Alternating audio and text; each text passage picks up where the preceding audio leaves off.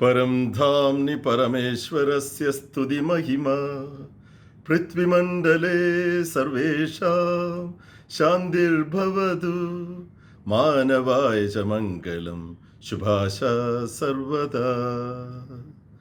मसीह में प्रिय दोस्तों, आराधना विधान के अंतर्गत आज का दिन प्रेरित काल का दूसरा इतवार है।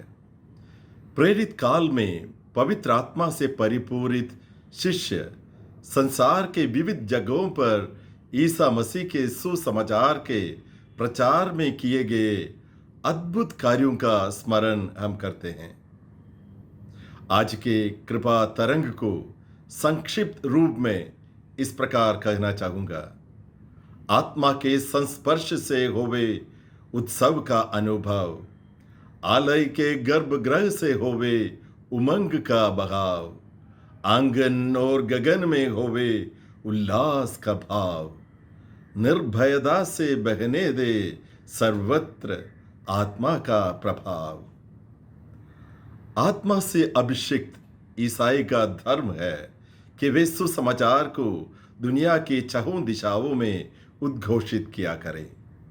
आत्मा से प्रसृत आनंद और आशा की खबर का परिचय कराना, साक्ष्य देना प्रत्येक ईसाई का फर्ज है, जिसको निभाने के लिए आत्मा का संसर्ग और सगचरिता हर वक्त को प्रचुर मात्रा में प्राप्त है। दोस्तों, आज के पवित्र बलिदान के लिए निर्धारित पाठों के आधार पर 3 बातों पर रोशनी डालना चाहता हूं। 1, उत्सव का अनुभव, 2, उमंग का प्रवाह और 3, उल्लास का विस्तार। पहला बिंदु है उत्सव का अनुभव। योएल का ग्रंथ पेश करता है, भूमि मत डरो, उल्लसित होकर आनंद मनाओ, क्योंकि प्रभु ने महान कार्य किए हैं। खेत के पशुओं मत डरो, क्योंकि चरागाह हरे हो गए हैं। पेड़ों में फल लग चुके हो, अंजीर के वृक्ष और दाखलता पूरी पूरी उपज दे रही है। सियोन की संतान, अपने प्रभु ईश्वर में आनंद मनाओ। उसने कृपा पूर्वक तुम्हें शरद की वर्षा प्रदान की। उसने प्रचुर मात्रा में पानी बरसाया।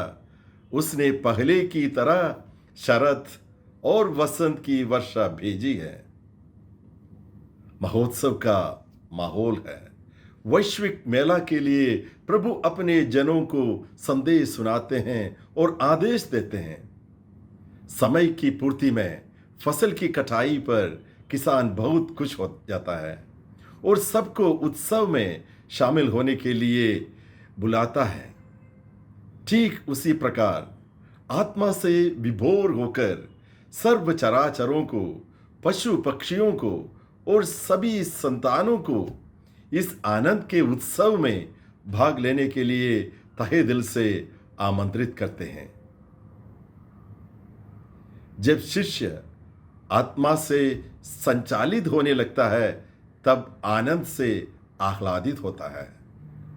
जैसे रूह किसी को अपने कब्जे में करते हैं, वैसे वह कह उठता है, जो कुछ मैं हूं और मेरा है, सब कुछ तेरा है। रूह के आने पर अपना तन मन धन दूसरों के साथ बांटने के लिए तैयार और तत्पर होता है। दिल और दिमाग से काम करने लगता है। सब कुछ खुदा पर कुर्बानी करने के लिए आमादा हो जाता है। खुशी और मेला का माहौल में अपनी प्रजा के साथ प्रभु प्रतिज्ञा करते हैं और उनसे समझौता करते हैं। आत्मा के रंग प्रवेश से शिष्य बिल्कुल बदल जाता है और दूसरों की अच्छाई और भलाई के लिए बंद पिंजरे से बाहर आ जाता है और दूसरों की खिदमत में सजदा करता है। कबूतर के समान खुले आसमान में पंख पसार कर उड़ने से उत्सव का एहसास महसूस कर सकते हैं। आत्मा कभी भी स्वार्थ के लिए नहीं, बल्कि परार्थ तथा परमार्थ के लिए कोश करते रहते हैं। बंधनों को लांघ कर संबंधों को बनाने में ही उत्सव संभव होगा।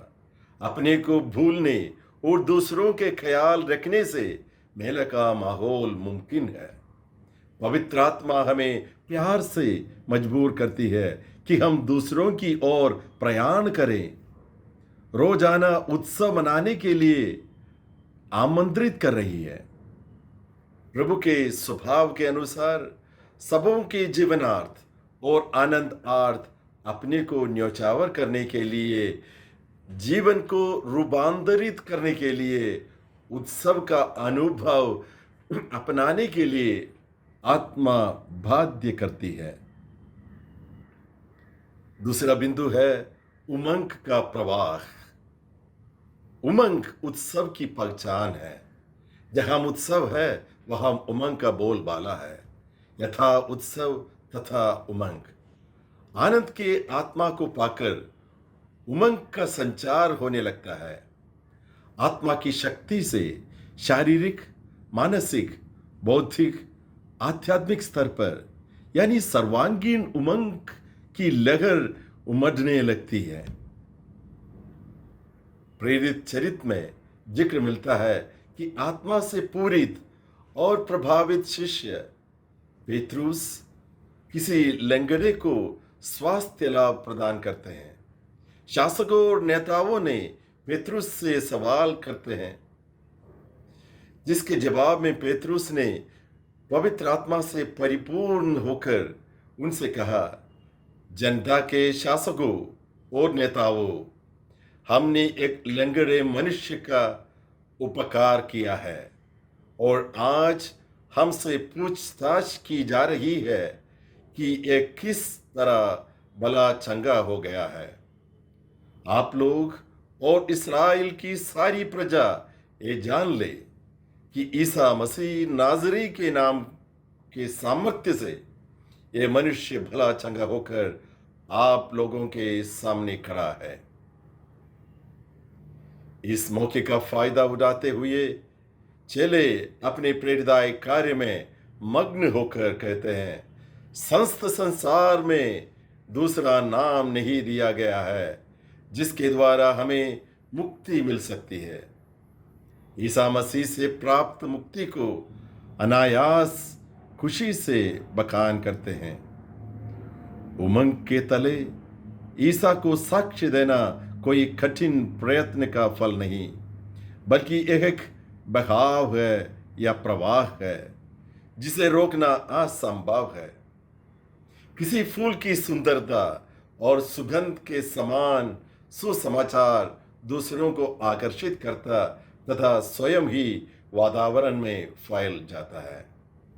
मसीह की आत्मा में आनंदित भक्त से उमंग का तरंग निकलता रहता है और हर कोई उसके वलय में विलीन हो जाता है तथा पड़ोसी की मदद में हाजिर हो जाता है।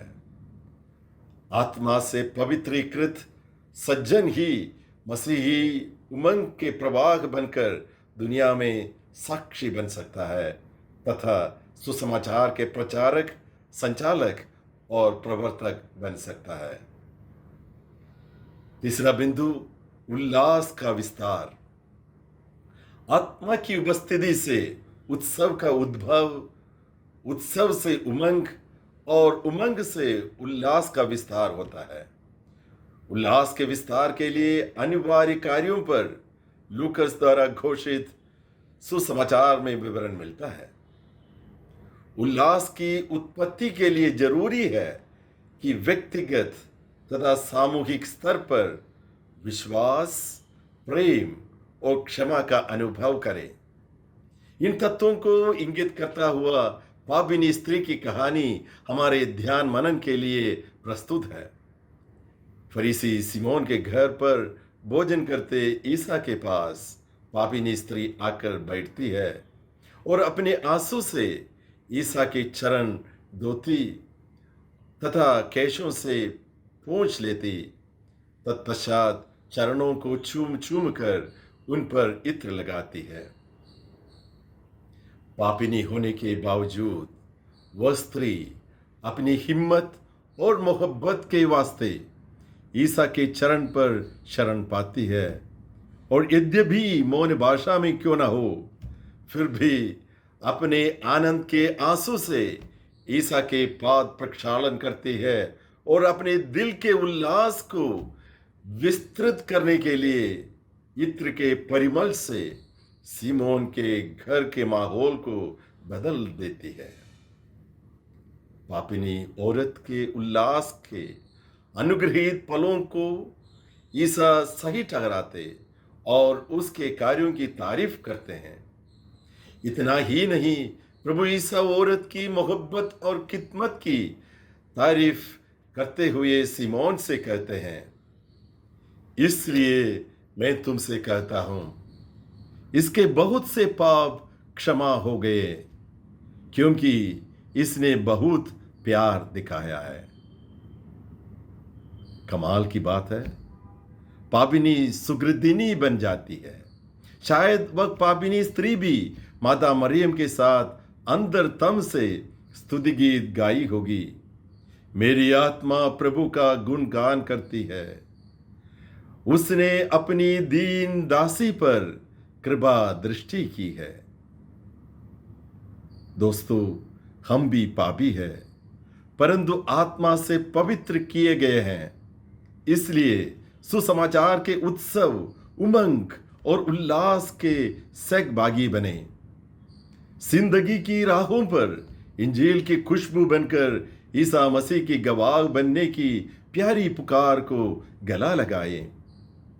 पापिनी औरत के समान हिम्मत, मोहब्बत और खिदमत के जरिए प्रभु, पड़ोसी और प्रपंच की सेवा में अपने को पेश करें।